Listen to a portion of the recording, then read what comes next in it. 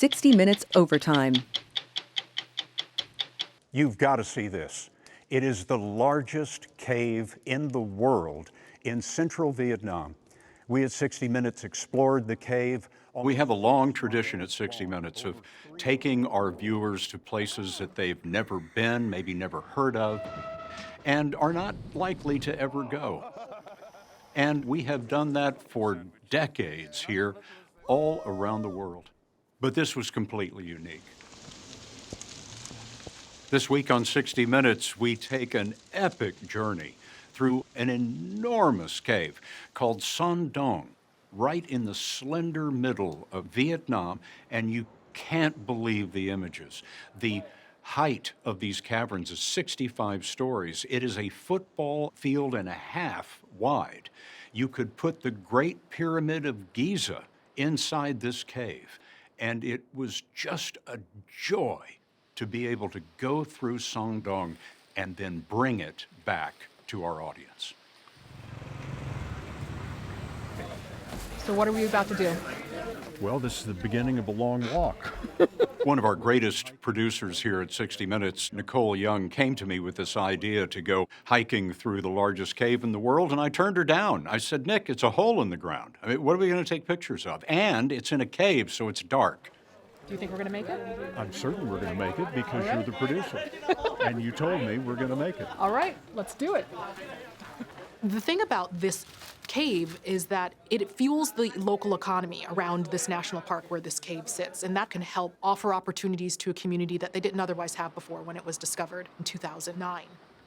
Our team had to meet with the Vietnamese government, and we needed to promise them and give them our word that we weren't going to desecrate the land in any way. And they were very serious about that. To get to Son Doong, you have to hike through the jungle for a day and a half. There's no other way to get there, no roads, it's completely remote.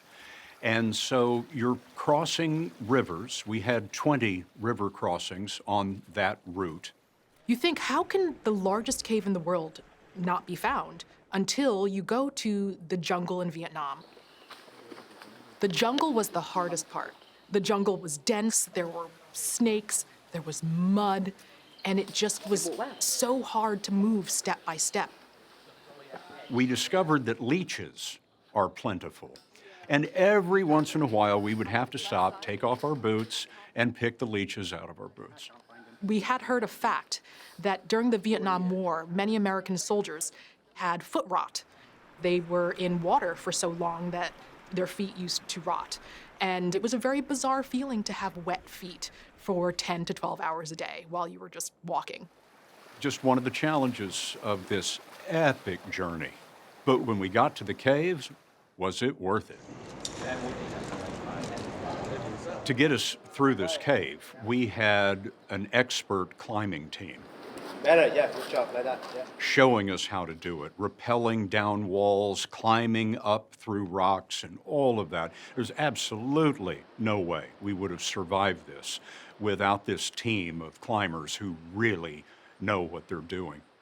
This tour group knew where to light, how to light, knew how to help us figure out where to go, helped us know what points of the cave were the best places to highlight. We're about 600 feet below the surface, and I'm standing on what's called a stalagmite.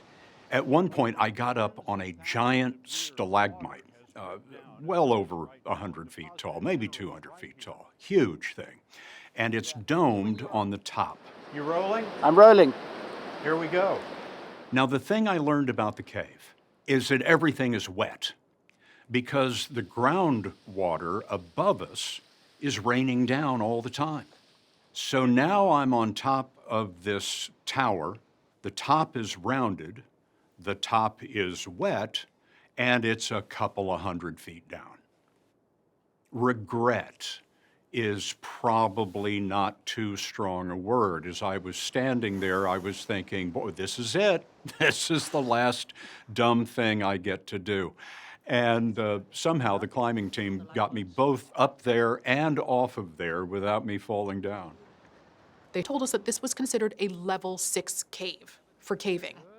Nobody in our team knew what that meant, but level 6 is the highest level of caving anyone can do, apparently.